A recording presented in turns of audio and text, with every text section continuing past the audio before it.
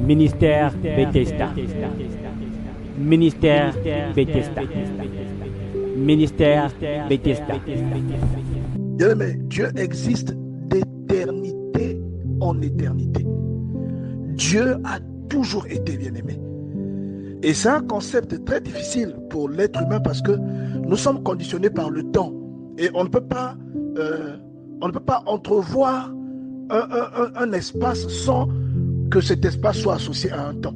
On ne peut pas supposer une existence sans que l'existence en question soit conditionnée par le temps. Et c'est comme ça que nous avons été faits. Mais c'est pour ça même que nous nous posons la question, mais qui a créé Dieu? Il existe depuis quand? C'est parce que ce principe d'existence, de début de vie et de fin de vie est inséré dans l'être humain. Mais chez Dieu, il n'existe pas. Dans le monde spirituel, il n'y a pas le temps. Le temps n'existe pas. Vous voyez? Et même, c'est même scientifiquement prouvé. Vous avez quelqu'un comme Albert Einstein qui a fait cette démonstration. Il a parlé de la relativité. Vous voyez, la relativité, la notion de la relativité. Pour vous dire que le temps est différent selon l'espace. Vous comprenez? Donc il y a des espaces qui ne sont pas soumis au temps. Et de toute éternité, Dieu a toujours été. C'est très difficile à comprendre, mais c'est très profond. Dieu a toujours été. Vous voyez? Et Dieu est amour. Dieu est l'entité, l'entité mère. C'est de lui que nous sommes tous sortis. C'est merveilleux, bien-aimés dans le Seigneur.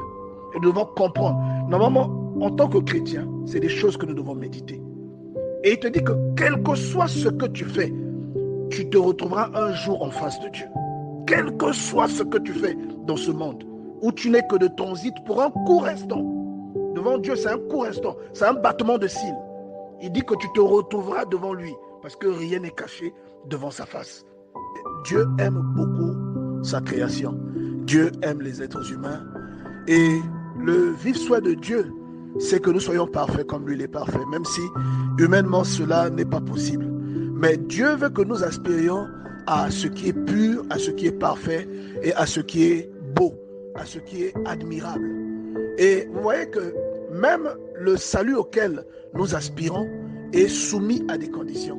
Et la Bible déclare dans le psaume 15 au verset 1, « Ô Éternel, qui séjournera dans ta tente, qui demeurera sur la montagne sainte. » Vous voyez que la tente dont il est question ici, c'est la même qui est mentionnée dans le psaume 23, lorsque David dit « J'habiterai tous les jours dans la maison de l'Éternel ». C'est la même tente dont il est question ici. Et c'est la même tente qui est mentionnée dans le psaume 91, lorsque l'on dit « Celui qui demeure sous l'abri du Très-Haut repose à l'ombre du Tout-Puissant ». C'est le même abri dont il est question. Donc lorsqu'on demande qui séjournera sous ta tente, c'est-à-dire qui sera là où Dieu se trouve, qui entrera dans les environs où habite Dieu. C'est une fois que cela est possible, une grâce pour la vie de quelqu'un. C'est une vie de grâce et de bénédiction qui t'accompagne, qui vient sur toi. Et on donne la condition. On dit que cela n'est possible que lorsque l'on marche dans l'intégrité. On dit celui qui marche dans l'intégrité, qui pratique la justice et qui dit la vérité selon son cœur. Il ne calomnie point avec sa langue. Bien-aimé dans le Seigneur, je répète, il ne calomnie point avec sa langue. Celui qui calomnie ou celui qui dit des mensonges pour briser des cohésions, bien-aimé, celui-là ferme la porte par laquelle Dieu le regarde depuis le ciel. Quel que soit ce que tu bâtis dans ce monde, tu es appelé à le laisser. Les vêtements que tu paies, tu les laisseras. Les maisons que tu construis, tu les laisseras. Quelqu'un d'autre habitera dans la maison pour laquelle aujourd'hui tu es en train de te priver. Quelqu'un d'autre conduira ta voiture le jour où tu mourras. Tu vois, les terrains que tu paies, deux fois, tu n'auras même pas le temps parce que quelqu'un d'autre viendra les posséder. Alors ce n'est pas pour dire qu'il ne faut pas faire des investissements ou qu'il faut être laxiste. Non, au contraire, il faut bâtir. La Bible dit, l'homme de bien laisse un héritage aux enfants de ses enfants. Mais la hargne que tu mets dans ce que tu fais, tu dois la placer dans ce qui sauvera ton âme. La détermination que tu déploies dans tes projets charnels, en fait, tu devrais la déployer pour garantir ton éternité. C'est ce que ce message, c'est ce que ce psaume te dit. dit que personne n'est caché devant Dieu. Et il dit que nos jours ne durent pas longtemps. Tu passes comme un souffle et que 1000 ans à ses yeux sont comme le jour d'hier quand il n'est plus. Un jour tu mourras, un jour tu passeras. Et tu repartiras nu, tu repartiras sans emporter quoi que ce soit. Même ton vernis à ongles, même ton téléphone, tu ne l'emporteras pas. Tu vois, même tes cheveux, tu ne les emporteras pas. Tes tissages, tu vois. Donc il dit que apprends-nous à compter nos jours afin d'appliquer notre cœur à la sagesse.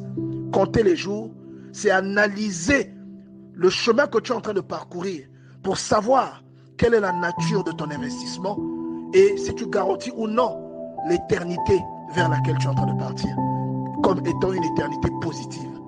Vous voyez, il y a beaucoup de chrétiens qui cherchent la protection de Dieu. Beaucoup parmi nous ici, on court après quelque chose, mais qui ne vient pas dans notre vie. Et quelquefois, la chose qui nous limite, lorsque nous regardons correctement, c'est une petite chose dont nous pouvons nous débarrasser. Et parfois, parce que nous ne sommes pas enseignés, nous ne sommes même pas conscients que cette chose est la cause pour laquelle nous ne sommes pas exaucés. La Bible déclare que la main de Dieu n'est pas courte, ni son oreille trop dure, mais ce sont nos fautes qui nous voilent sa face et nos péchés qui empêchent l'exaucement de nos prières. Vous voyez, deux fois ce sont des petites choses que nous sous-estimons, mais ces choses font des dégâts, ces choses ont des conséquences importantes dans notre vie. Vous voyez qu'il est dit, celui qui marche dans l'intégrité, celui-là séjournera dans la tente de Dieu et sur la montagne sainte. La montagne sainte, ce n'est pas une montagne que quelqu'un peut gravir, ce n'est pas une montagne où les alpinistes peuvent aller pratiquer leur passion. Mais la montagne sainte est le symbole de l'élévation divine, le symbole du lieu où l'on peut rencontrer Dieu. Vous voyez que dans la Bible, chaque fois que quelqu'un veut rencontrer Dieu, on parle tout le temps de la montagne. La montagne, c'est ce lieu auquel on accède lorsque l'on fait la prière, un lieu auquel on accède lorsque l'on fait une retraite et que l'on va chercher Dieu dans son cœur avec un programme de prière. C'est cela la montagne dont il est question. Et on te dit que pour accéder à cette montagne, il faut que tu sois quelqu'un de véridique. Vous allez voir même dans Éphésiens chapitre 6 verset 11, l'une des premières conditions que l'on donne, c'est la vérité. C'est d'avoir la vérité, bien aimé dans le Seigneur, la vérité dans la bouche. Et Jésus-Christ lui-même dit que le diable, c'est le père du mensonge. Donc à quelqu'un qui dit des mensonges aujourd'hui, il faut que tu te rendes compte que, en fait, lorsque tu dis des mensonges, c'est une allégeance que tu fais au diable. Bien-aimés dans le Seigneur, nous devons être conscients de ces choses. Il faut que Dieu nous enseigne ces choses pour que nous puissions écarter tout ce qui ne va pas dans notre vie. Bien-aimés, les menteurs sont des petites espèces de ce que le diable est.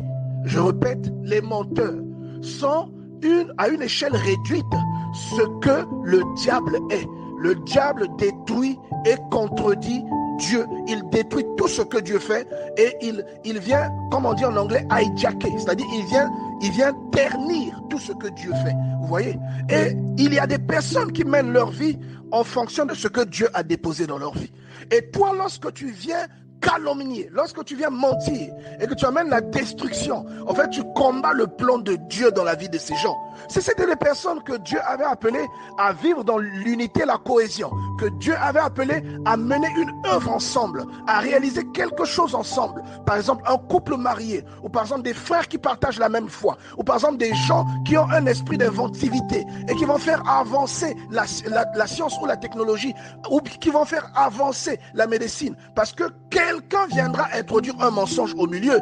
Ce que Dieu a prévu qu'ils atteignent, ils ne l'atteigneront pas au moment où ils auraient dû l'atteindre, parce que ton mensonge ou ta calomnie va causer du retard, bien-aimé dans le Seigneur. La Bible est très claire et très précise à ce point.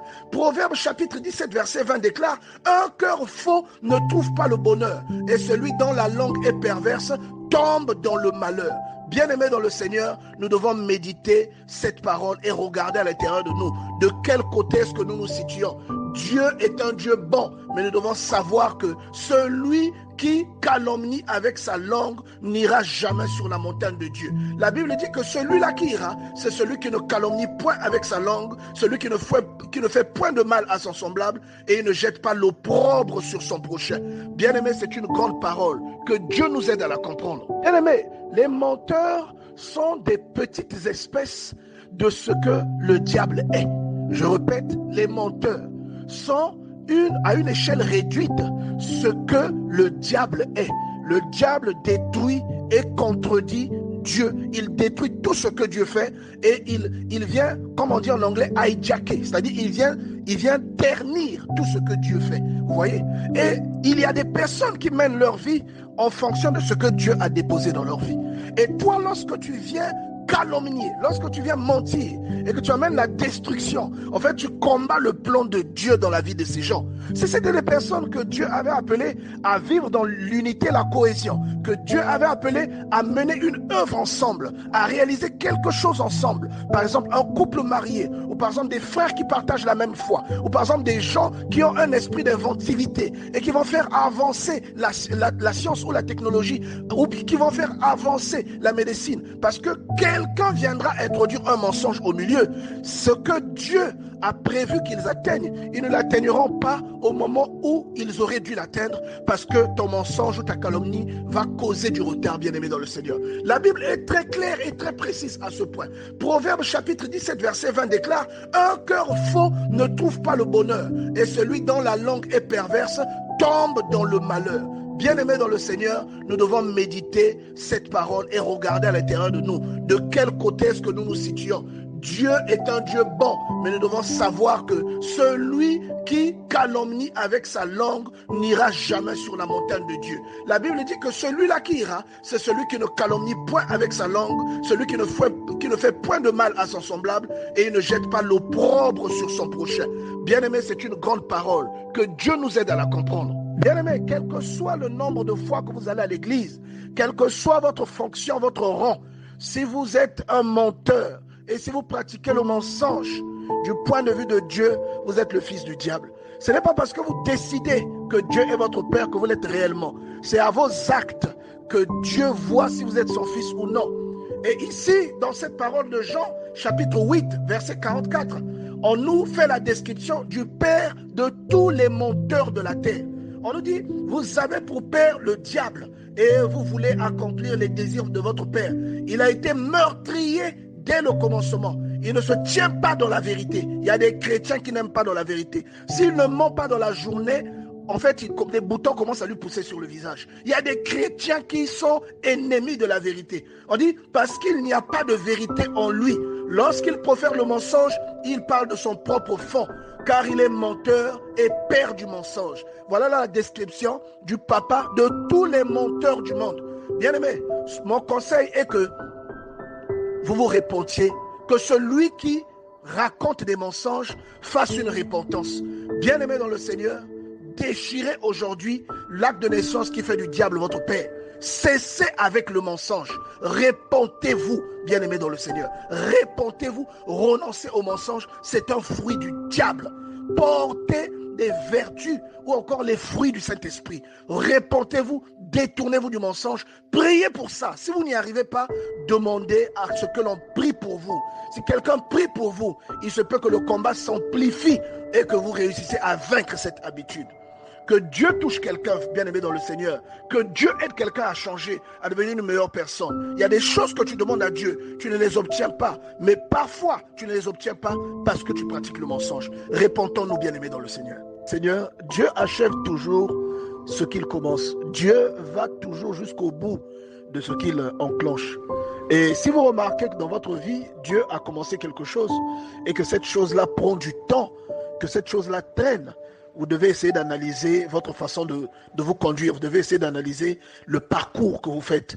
Vous trouverez dans le parcours les éléments qui sont en train de mettre le sable dans le moteur et qui font que aujourd'hui votre progression subisse un coup d'arrêt. Parce que lorsque Dieu commence une chose, Dieu n'est pas un plaisantin. Quand il commence, il va jusqu'au bout. Vous voyez, la parole dit, je suis persuadé que celui qui a commencé en vous cette bonne œuvre la rendra parfaite pour le jour de Jésus-Christ.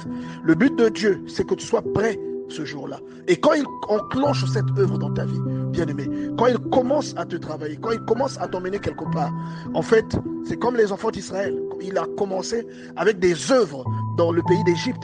Il les a sortis de là. Et lorsque il les a emmenés dans le désert, comme on le dit assez souvent ici, ils étaient censés faire que 2 ans. Mais c'est leur conduite qui a fait que Dieu leur demande de faire demi-tours en direction de la mer Rouge et qu'il les fasse errer pendant 38 ans. Donc en tout, ils ont fait 40 ans. Donc chaque fois que vous remarquez que vous étiez en train d'avancer correctement et que maintenant vous subissez un coup d'arrêt ou que ce qui marchait dans votre vie ne marche plus, arrêtez-vous. Comme on dit, souviens-toi de là où tu es tombé. Arrêtez-vous et essayez d'analyser ce qui ne va pas dans votre attitude. Dieu n'a rien à perdre. Il est Dieu. Celui qui a à perdre, c'est nous, bien-aimés dans le Seigneur. Ceux qui ont quelque chose à perdre, c'est nous. Dieu n'a rien à perdre. Et bien-aimés, analysons nos faits. Analysons nos faits et conduisons-nous correctement vis-à-vis de Dieu.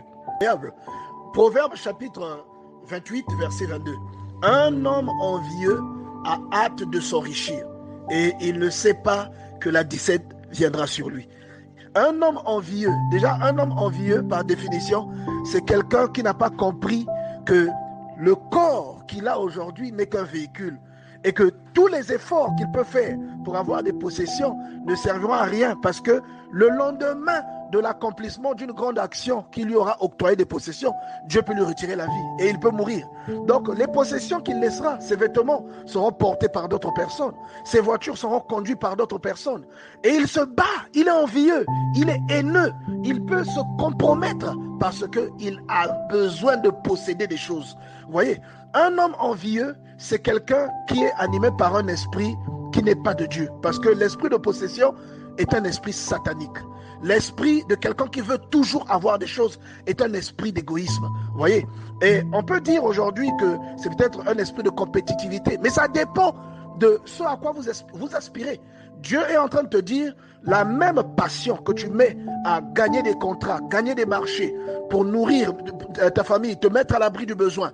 Avec la même passion, tu dois également rechercher le Seigneur et le salut de ton âme. Vous voyez? Donc un homme envieux, c'est quelqu'un qui n'a pas compris ce mystère. Il n'a pas compris que ce qu'il récolte dans ce monde, ça ne va durer qu'un temps. Ça ne va durer qu'un court instant, le temps de sa vie. Et la vie peut être très brève. Mais que ce qu'il va amasser pour son esprit, mais ça va lui ouvrir les portes de l'éternité et ça demeurera avec lui éternellement. Et lorsque l'on dit que la disette viendra sur lui, on ne parle pas d'une disette physique. Parce que les possessions vers lesquelles il court sont des possessions physiques. Mais la disette dont il est question est une disette éternelle. C'est une disette en esprit. Vous voyez, c'est une pauvreté spirituelle. C'est de ça qu'on est en train de parler.